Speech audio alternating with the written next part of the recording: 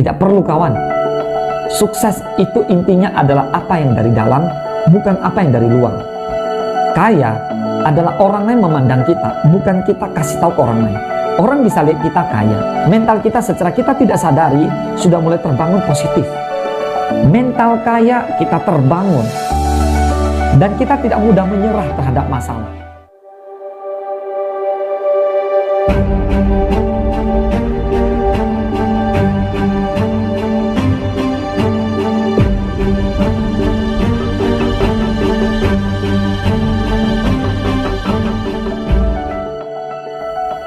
Zaman dahulu, hiduplah dua orang pemuda. Sebut saja mereka si baik dan si jahat. Mereka berteman dari kecil dan senasib, yaitu tidak punya orang tua. Mereka berdua pun hidup dalam kemiskinan. Bedanya adalah si baik adalah sosok pekerja keras, rajin, suka membantu orang dan suka berbagi rezeki dengan orang lain. Si jahat, seorang pemalas, tidak suka bekerja. Kesukaannya adalah tidur.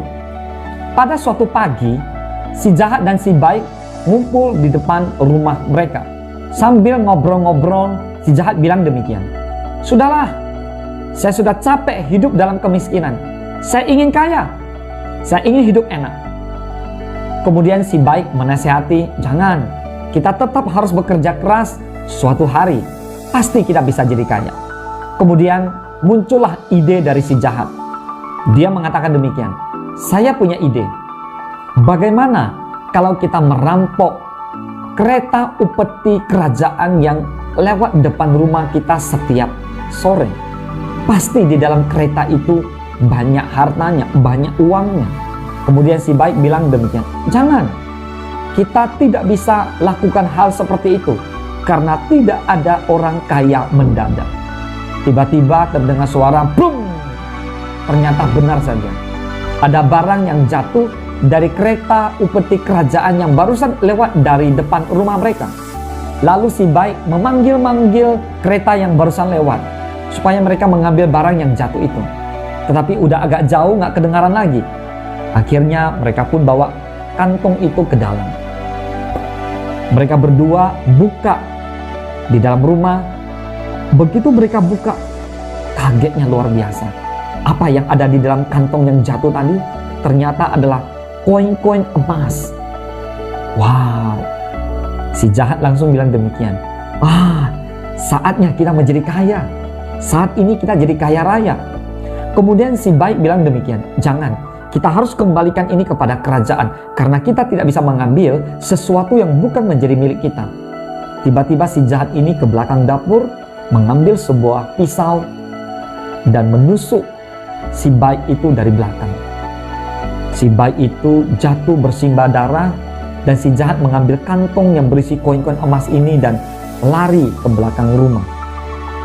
Ketika hendak melarikan diri, muncullah orang-orang kerajaan yang sudah mencegat dari belakang, dari depan, sehingga si jahat ini tidak bisa lari. Akhirnya tertangkap sudah dan dimasukkan ke dalam penjara. Apa yang terjadi? Di dalam penjara, si jahat ini mulai menyesal dengan apa yang dia lakukan. Si jahat ini mulai tidak terlalu makan. Si jahat ini mulai menjadi pendiam di dalam penjara. Pada suatu hari, datanglah si baik untuk mengunjungi si jahat ke dalam penjara. Kagetnya luar biasa si jahat ini melihat si baik datang. Dan malu yang luar biasa adalah bahwa ternyata si baik ini datang dan mengampuni apa yang sudah dilakukan oleh si jahat. Si jahat ini begitu bahagia, ternyata si baik ini masih hidup dan mau memaafkan dia. Bahkan yang luar biasa adalah si baik ini meminta ampun kepada raja untuk memaafkan, mengampuni daripada si jahat ini. Dan akhirnya si jahat ini juga diampuni oleh raja dan dia boleh keluar dari penjara. Apa yang terjadi? Mereka berdua pun kembali ke rumah tua mereka kembali hidup bersama-sama. Terjadilah perubahan yang luar biasa.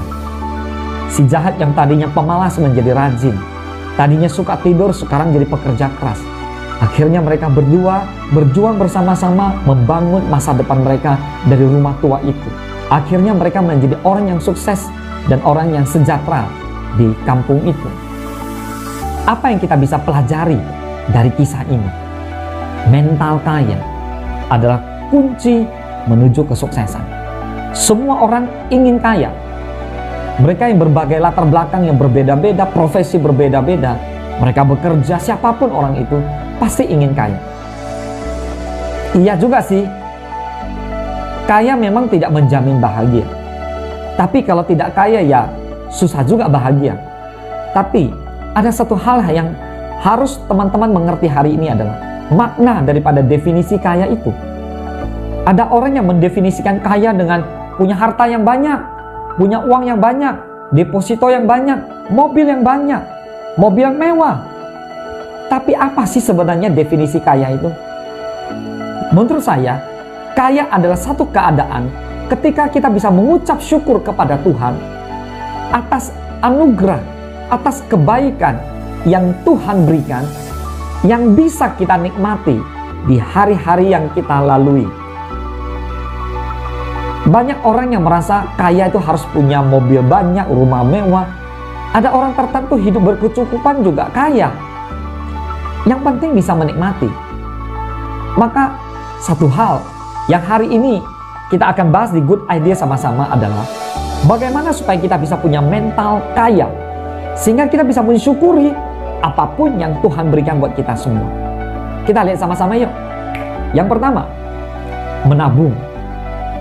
Menabung ini bukan satu pekerjaan yang mudah. Tapi mental kaya ternyata dibangun daripada semangat menabung di awal. Ada orang yang bilang, ya susah juga menabung karena uang saya ngepas. Teman-teman, buat Anda yang menyaksikan Good Idea hari ini, saya mengajak Anda untuk bersama-sama belajar untuk menabung. Menyisihkan sebagian penghasilan kita untuk menabung. Jika kita bisa menabung, kita sudah mempersiapkan hari esok. Yang kedua, memisahkan antara kebutuhan dengan keinginan. Kebutuhan dan keinginan adalah dua hal yang berbeda.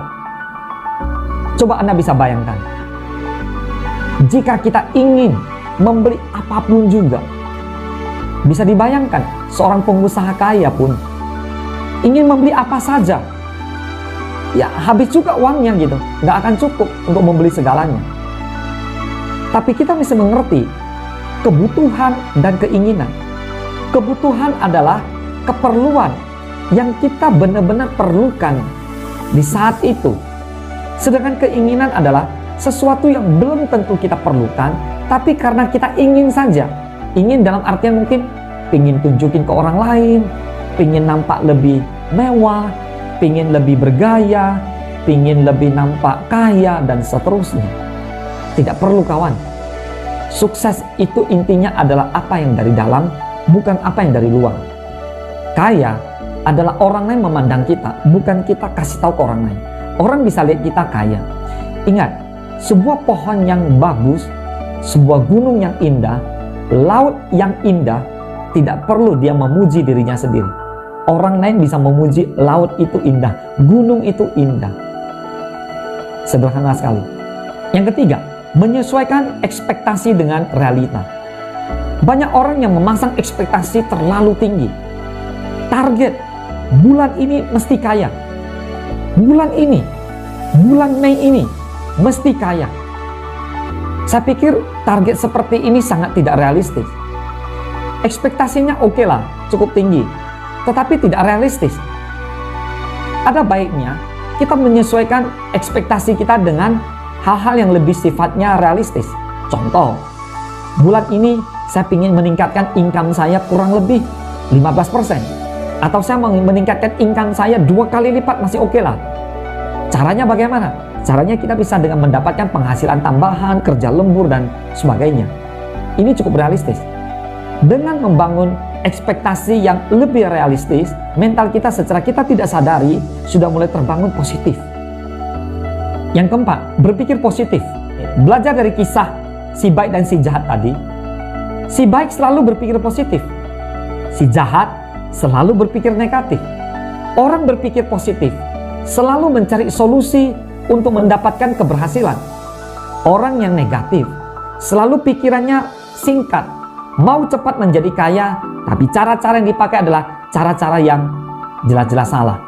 Mari kita belajar untuk selalu bersikap positif, berpikiran positif, agar dari pikiran positif akan melahirkan tindakan yang positif. Sehingga apa? Mental kaya kita terbangun, dan kita tidak mudah menyerah terhadap masalah. Ketika masalah terjadi, kita siap hadapi. Karena kita tahu, tidak ada jalan pintas menuju sukses. Pasti di tengah jalan akan ketemu yang namanya masalah. Miliki mental kaya. Yang kelima, take action. Ambil tindakan nyata. Banyak orang yang hanya teoritis saja. Dalam teori ingin sukses, ingin kaya, tapi dalam tindakan nol besar, tidak kerjakan apa-apa. Lihat daripada si baik dan si jahat. Si jahat selalu berpikir aja, tapi nggak kerja. Kesukaannya apa? Tidur, malas. Si baik, rajin, pekerja keras. Dua kondisi yang berbeda sudah bisa kita nilai siapa bakal calon orang sukses. Oleh sebab itu, jika Anda mau sukses, jika Anda ingin menjadi kaya, miliki mental kaya. Orang yang mental kaya adalah orang yang selalu bertindak, melakukan, kerjakan yang terbaik. Oke, inilah mental kaya bagi Anda semua. Jika Anda mau kaya, miliki mental kaya, bro. Tidak semua ide baik, tapi pasti ada ide yang baik setiap hari. Good idea with Willianto SA. Gas saja, bro.